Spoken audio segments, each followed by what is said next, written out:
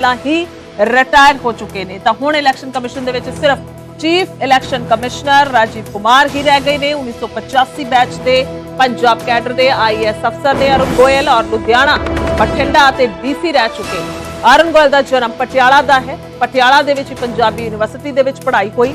ਅਰੁਣ ਗੋਇਲ ਦੀ ਚੋਣ ਕਮਿਸ਼ਨ ਦੇ ਵਜੋਂ ਨਿਯੁਕਤੀ ਨੂੰ ਲੈ ਕੇ ਖੂਬ ਉਸ ਸਮੇਂ ਵਿਵਾਦ ਹੋਇਆ ਸੀ। ਅਰੁਣ ਗੋਇਲ ਨੇ ਨਵੰਬਰ 2022 ਚ ਸਵੈਚਿਤ ਰਿਟਾਇਰਮੈਂਟ ਯਾਨੀ ਕਿ ਵੀਆਰਐਸ ਲੈ ਲਈ ਸੀ। ਵੀਆਰਐਸ ਲੈਣ ਦੇ ਅਗਲੇ ਦਿਨ ਹੀ ਚੋਣ ਕਮਿਸ਼ਨਰ ਨਿਯੁਕਤ ਕਰ ਦਿੱਤਾ ਗਿਆ। ਮਾਮਲਾ ਅਦਾਲਤ ਦੇ ਵਿੱਚ ਪਹੁੰਚਿਆ। ਸੁਪਰੀਮ ਕੋਰਟ ਨੇ ਟਿੱਪਣੀ ਕੀਤੀ ਸੀ। ਅੱਜ ਇਹੀ ਵੀ ਕਿ ਨਿਰਦੇਸ਼ ਦਿੱਤੇ ਸਨ ਕਿ ਚੋਣ ਕਮਿਸ਼ਨਰ ਦੀ ਨਿਯੁਕਤੀ ਦੇ ਲਈ ਇੱਕ ਪੈਨਲ ਬਣੇਗਾ ਜਿਸ ਦੇ ਵਿੱਚ ਪ੍ਰਧਾਨ ਮੰਤਰੀ ਚੋਣ ਕਮੇਟੀ ਦਾ ਹਿੱਸਾ ਨਹੀਂ ਹੋਣਗੇ। ਨਵੇਂ ਕਾਨੂੰਨ ਦੇ ਮੁਤਾਬਿਕ ਸਿਲੈਕਸ਼ਨ ਕਮੇਟੀ ਵੀ ਖੜੇ ਹੋ ਰਹੇ ਨੇ। ਅਰੁਣ ਗੋਇਲ ਦੇ ਵੱਲੋਂ ਅਸਤੀਫਾ ਦੇ ਦਿੱਤਾ।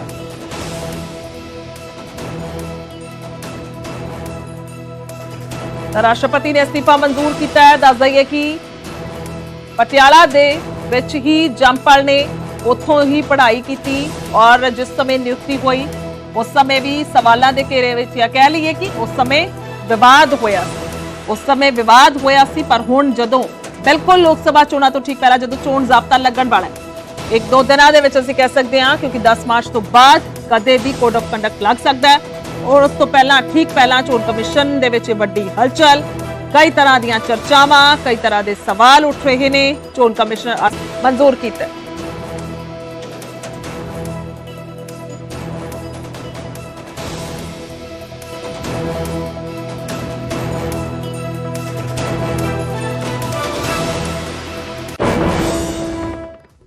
ਇਸ ਤੋਂ ਬਾਅਦ ਅੱਗੇ ਵਧਦੇ ਹਾਂ ਤਾਂ ਜ਼ਿਕਰ ਕਰਾਂਗੇ ਇਲੈਕਸ਼ਨ ਕਮਿਸ਼ਨ ਅਰੁਣ ਗੋਇਲ ਨੇ ਦੇ ਅਸਤੀਫੇ ਨੂੰ ਲੈ ਕੇ ਕਾਂਗਰਸ ਨੇ ਬੀਜੇਪੀ ਤੇ ਤਿੱਖਾ ਹਮਲਾ ਬੋਲਿਆ ਹੈ। ਸਭ ਲੋਕਤੰਤਰ ਦੇ ਲਈ ਬੇहद ਖਤਰਨਾਕ ਹੈ ਕਾਂਗਰਸ ਕਹਿ ਰਹੀ ਹੈ। ਬੀਜੇਪੀ ਹੁਣ ਅਨਿਲ ਮਸੀਹ ਨੂੰ ਸੀਸੀ ਬਣਾ ਦੇਵੇ। ਉਹਨਾਂ ਨੇ ਇੱਕ ਤੰਜ ਕੱਸਿਆ ਤਾਂ ਭਾਰਤ ਦੇ ਵਿੱਚ ਹੁਣ ਸਿਰਫ ਇੱਕ ਚੋਣ ਕਮਿਸ਼ਨ ਹੈ। ਕਾਂਗਰਸ ਨੇ ਕਿਹਾ ਕੁਝ ਹੀ ਦਿਨਾਂ ਦੇ ਵਿੱਚ ਲੋਕ ਸਭਾ ਚੋਣਾਂ ਦਾ ਐਲਾਨ ਹੋਣਾ ਹੈ। ਚੋਣ ਕਮਿਸ਼ਨ ਕਿਵੇਂ ਕੰਮ ਕਰ ਰਿਹਾ ਹੈ ਇਹ ਸਵਾਲ ਉਹਨਾਂ ਨੇ ਕੀਤਾ ਹੈ। ਸੰਸਥਾਵਾਂ ਦਾ ਵਿਨਾਸ਼ ਨਹੀਂ ਰੁਕਿਆ ਤਾਂ ਫਿਰ ਤਾਨਾਸ਼ਾਹੀ ਲੋਕਤੰਤਰ ਤੇ ਹਾਵੀ ਹੋ ਜਾਏਗੀ। ਚੋਣ ਕਮਿਸ਼ਨਰਾਂ ਦੀ ਸਿਲੈਕਸ਼ਨ ਪ੍ਰਕਿਰਿਆ ਹੁਣ ਪੀਐਮ ਦੇ ਹੱਥ ਵਿੱਚ। ਭਾਰਤ ਦੇ ਵਿੱਚ ਹੁਣ ਸਿਰਫ ਇੱਕ ਚੋਣ ਕਮਿਸ਼ਨਰ ਹੈ ਜਦਕਿ ਲੋਕ ਸਭਾ ਚੋਣਾਂ ਦਾ ਐਲਾਨ ਕੁਝ ਦਿਨਾਂ ਦੇ ਵਿੱਚ ਹੋਣ ਵਾਲਾ ਹੈ ਕਿਉਂਕਿ ਜਿਵੇਂ ਕਿ ਮੈਂ ਪਹਿਲਾਂ ਹੀ ਕਿਹਾ ਕਿ ਜੇਕਰ ਅਸੀਂ ਆਪਣੀਆਂ ਸੁਤੰਤਰ ਸੰਸਥਾਵਾਂ ਦੀ ਵਿਵਸਥਿਤ ਬਰਬਾਦੀ ਨਹੀਂ ਰੋਕਦੇ ਤਾਂ ਫਿਰ ਤਾਨਾਸ਼ਾਹੀ ਸਾਡੇ ਲੋਕਤੰਤਰ ਤੇ ਕਬਜ਼ਾ ਕਰ ਲਵੇਗੀ। ਤਾਂ ਟਵੀਟ ਇਹ ਕੀਤਾ ਗਿਆ। ਉਸ ਤੋਂ ਬਾਅਦ ਅਭਿਸ਼ੇਕ ਮਨੂ ਸਿੰਘਵੀ ਨੇ ਵੀ ਟਵੀਟ ਕੀਤਾ।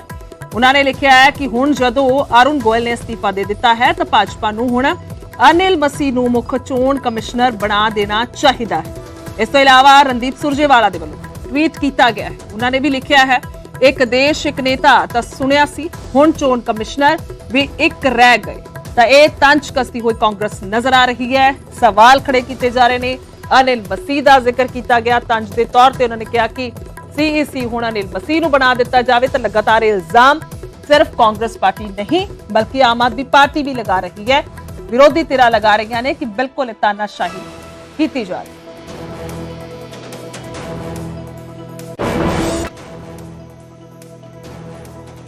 8 महीने से विपक्ष की पार्टियां इंडिया जनबंधन की पार्टियां टाइम मांग रहे हैं चुनाव आयोग से कि वीवीपैट जो पेपर ट्रेल होता है क्योंकि हमारे देश में ईवीएम इलेक्ट्रॉनिक वोटिंग मशीन नहीं है, इलेक्ट्रॉनिक वोटिंग मैनिपुलेशन होता है।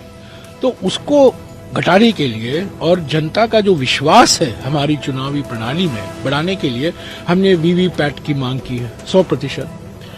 पर हमें टाइम ही नहीं मिल रहा है। चुनाव आयोग हमें मिलने से इनकार कर रहा है। एक निष्पक्ष संस्था, संवैधानिक संस्था, हमारा लोकतांत्रिक हक बनता है टाइम मांगने का। 8 महीने से हमें मिलने से इनकार कर दिया है। तो चुनाव आयोग एक निष्पक्ष संस्था होनी चाहिए, संवैधानिक संस्था है। कल अरुण गोयल जी ने इस्तीफा दिया। मेरे मन में 3 कारण आए। पहला कारण क्या उनके और मुख्य इलेक्शन कमिश्नर के बीच में कुछ मतभेद आ गए हैं? क्या उनके और मोदी सरकार जो फ्रंट सीट में बैठकर ड्राइविंग करती है सभी संवैधानिक संस्थाओं की, क्या उनके बीच में कुछ मतभेद आ गए? दूसरा मेरे मन में यह आया व्यक्तिगत कारण हो सकते हैं, व्यक्तिगत कारण बिल्कुल हो सकते हैं उसकी वजह से। पर तीसरा कारण यह भी मेरे मन में आया, अभी कलकत्ता के हाई कोर्ट के जज ने इस्तीफा दे दिया और अगले दिन बीजेपी में वो शामिल हो गए और बीजेपी की चुनाव लड़ने की उन्होंने घोषणा की। क्या ये इलेक्शन कमिश्नर भी इस्तीफा दिया है ताकि वो चुनाव लड़े बीजेपी की टिकट पर, ये भी हो सकता है।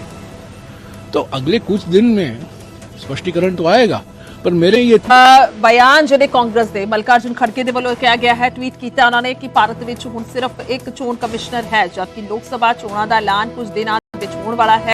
ਕਿਉਂ ਵਿਵਸਥਿਤ ਬਰਬਾਦੀ ਨਹੀਂ ਰੋਕਦੇ ਤਾਂ ਤਾਨਾਸ਼ਾਹੀ ਸਾਡੇ ਲੋਕਤੰਤਰ ਤੇ ਕਬਜ਼ਾ ਕਰ ਲਵੇਗੀ। ਤਾਂ ਇਸ ਤੋਂ ਇਲਾਵਾ ਅਭਿਸ਼ੇਕ ਮਨੂ ਸਿੰਘ ਵੀ ਨੇ ਵੀ ਟਵੀਟ ਕੀਤਾ। ਉਹਨਾਂ ਨੇ ਲਿਖਿਆ ਹੈ ਕਿ ਹੁਣ ਜਦੋਂ ਅਰੁਣ ਗੋਇਲ ਨੇ ਅਸਤੀਫਾ ਦੇ ਦਿੱਤਾ ਹੈ ਤਾਂ ਭਾਜਪਾ ਨੂੰ ਹੁਣ ਅਨਿਲ ਮਸੀਹ ਨੂੰ ਮੁੱਖ ਚੋਣ ਕਮਿਸ਼ਨਰ ਬਣਾ ਦੇਣਾ ਚਾਹੀਦਾ ਹੈ। ਇਸ ਤੋਂ ਇਲਾਵਾ ਰਣਦੀਪ ਸੁਰਜੇਵਾਲਾ ਦੇ ਵੱਲੋਂ ਵੀ ਇਹ ਟਵੀਟ ਕੀਤਾ ਗਿਆ ਹੈ। ਉਹਨਾਂ ਨੇ ਵੀ ਲਿਖਿਆ ਹੈ ਇੱਕ ਦਿਨ ਤੇ ਜਾ ਰਹੇ ਨੇ ਅਰੁਣ ਗੋਇਲ ਦੇ ਵੱਲੋਂ ਐਨ ਮੌਕੇ ਤੇ ਅਸਤੀਫਾ ਦਿੱਤਾ ਜਾਣਾ ਕਿ ਇਹ ਉਹਨਾਂ ਨੇ ਐਗਜ਼ਾਮਪਲ ਦਿੱਤੀ ਕਿ ਚੋਣ ਲੜਨ ਦੀ ਤਿਆਰੀ ਦੇ ਵਿੱਚ।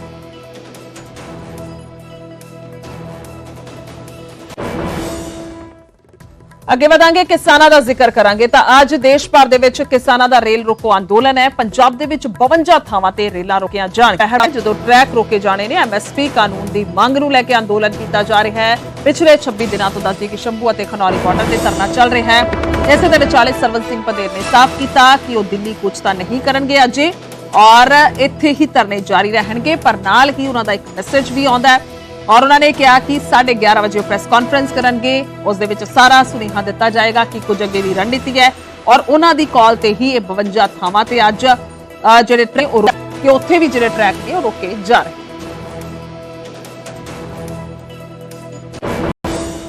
अब आपका चोन कंपेन कर रहे हैं, करिए, पर आप किसानों के ऊपर एक शब्द तक नहीं बोल रहे हैं, ये अनुचित है जो हमें लगता है। तो आज रेल रोको आंदोलन जो सरकार दावा कर रही थी, तो ये पंजाब का आज आपको सब कुछ नजर आ जाएगा। बेशक आज कल से हरियाणा में किसान लीडरों के घरों के ऊपर छापेमारी आदात में आपको नजर आएंगे। तो पंजाब के सभी जिलों में रविदासपुरा गांव है, फाटक है, वहां होऊंगा। सभी लीडर, बड़े लीडर जहां जहां भी रेल रोके।